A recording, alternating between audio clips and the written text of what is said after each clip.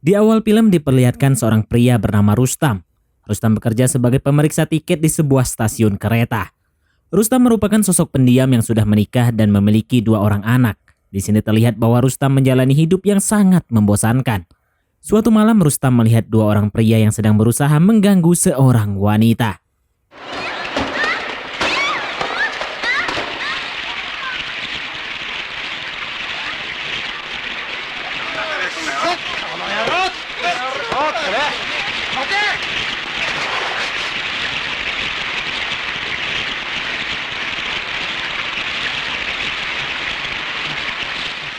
Setelah menyelamatkan Susi, Rustam dibawa mampir ke kosan wanita itu.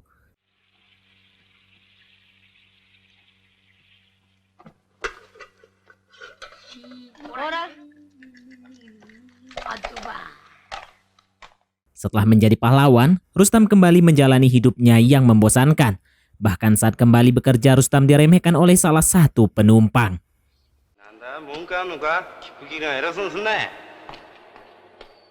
Sepulang kerja, Rustam kembali mencoba menjadi pahlawan saat ia melerai keributan di sebuah bar. Namun sayangnya hal itu justru membuat tangan Rustam terluka.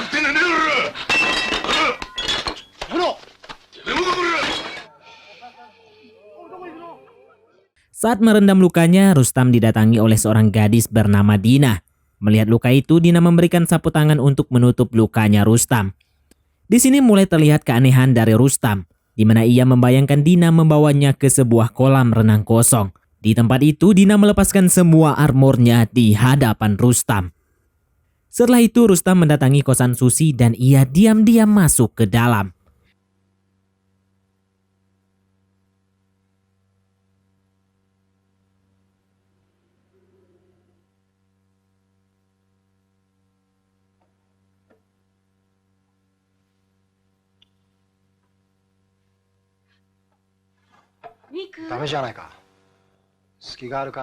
Karena telah berbuat baik kepadanya, Susi sama sekali tidak mencurigai Rustam.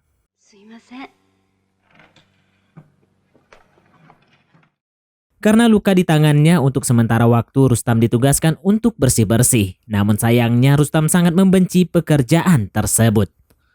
Setelah kembali jadi pemeriksa tiket, Rustam tak sengaja bertemu dengan Susi. Sepulang kerja, Rustam dan Susi nongkrong di sebuah kafe di dekat stasiun.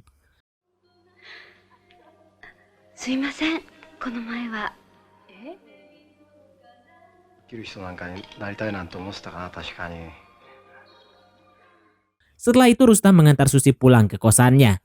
Ternyata Dina merupakan teman satu kosan Susi.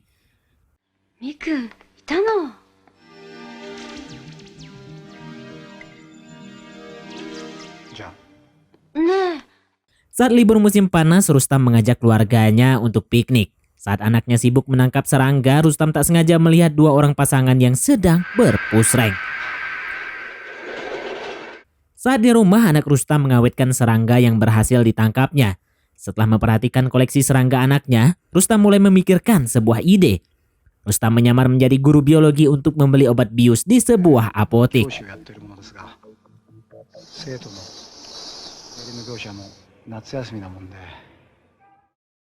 Setelah itu Rustam mencoba menggunakan obat itu kepada seekor katak.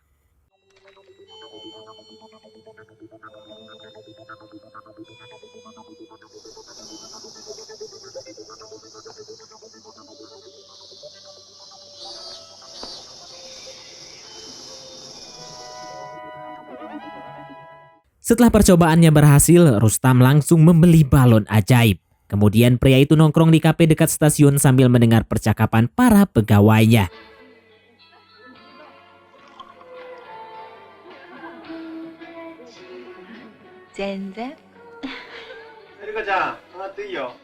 Setelah mengetahui Nadia tinggal sendirian, Rustam sengaja membuntuti gadis itu saat ia pulang ke kosannya. Saat malam tiba, Rustam mendatangi kosan Susi dan ia mencoba obat bius itu di kamarnya.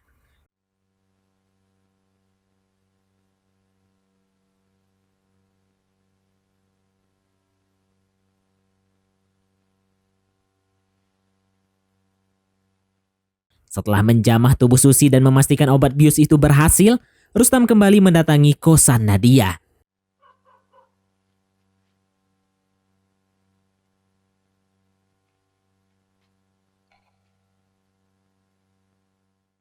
Melihat Nadia tertidur, Rustam langsung melancarkan aksinya.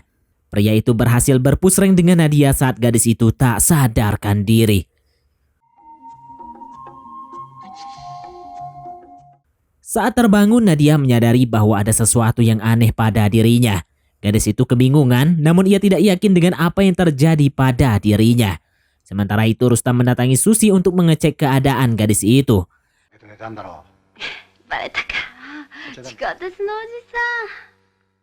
Setelah itu, Rustam mengajak Susi ke kafe agar pria itu bisa memantau keadaan Nadia.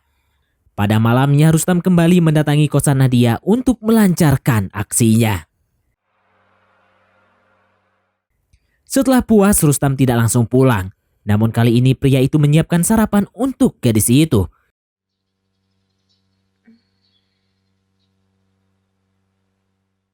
Saat melihat sarapan itu, Nadia ingin menghubungi polisi, namun gadis itu mengurungkan niatnya karena ia masih belum yakin dengan apa yang terjadi.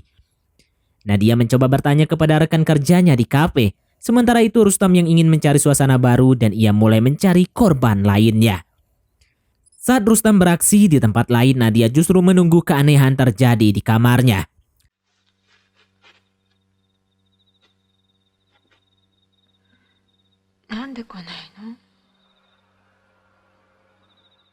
Suatu hari Nadia merencanakan kencan dengan seorang pria, dan di saat yang sama Rustam sedang mengintai gadis itu.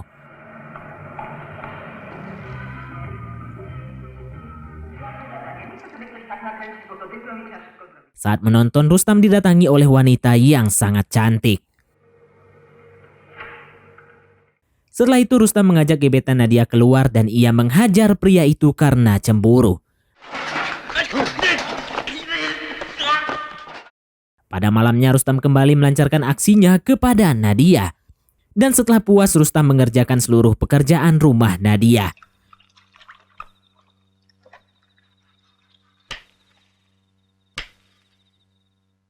Pada paginya Nadia kembali bingung melihat semua pekerjaan yang telah dilakukan oleh Rustam.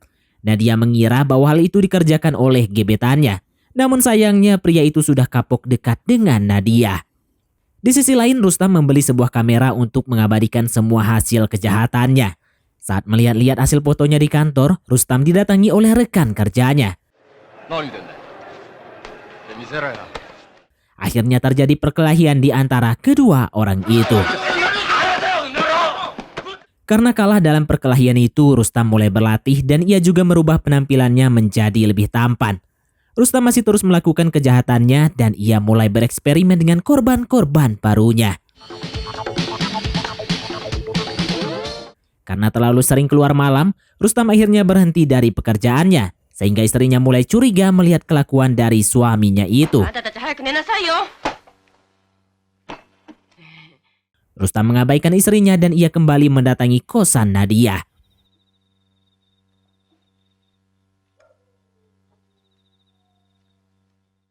Kali ini Rustam sengaja tidak menggunakan obat bius dan dia menyadari bahwa ia dipusreng oleh Rustam. Keesokan paginya Rustam sengaja mendatangi kafe tempat Nadia bekerja. Nadia terlihat sangat ketakutan melihat pria itu.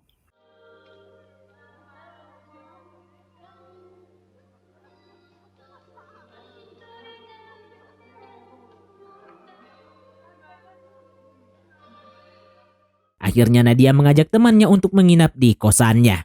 Pada malamnya Rustam kembali bersiap untuk mendatangi kosan Nadia.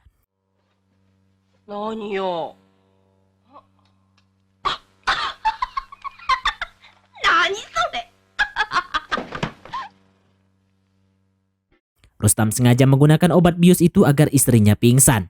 Pria itu langsung melakukan aksi bejatnya kepada Nadia dan kedua temannya. Pada aksi kali ini, Rustam sengaja tidak memakai maskernya. Akhirnya pria itu ikut tertidur setelah puas melakukan aksinya. Pada pagi harinya, teman Nadia ketakutan melihat Rustam, sehingga gadis itu berteriak untuk mencari pertolongan.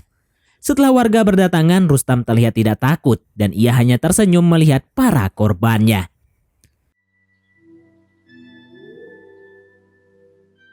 Setelah kejadian itu, Nadia dibawa ke kantor polisi untuk memberikan laporan atas kasus perpusrengan tersebut.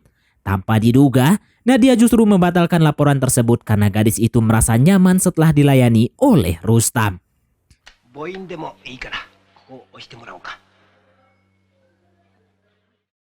Setelah itu terlihat Rustam di dasar kolam kosong sambil berbaring di sana. Dan film pun tamat. Oke, baiklah, mungkin sampai di sini saja teman-teman untuk alur cerita film kita kali ini. Terima kasih buat teman-teman yang telah mengikuti alur cerita film ini sampai selesai. Sekian dari Mimin, sampai jumpa di konten berikutnya.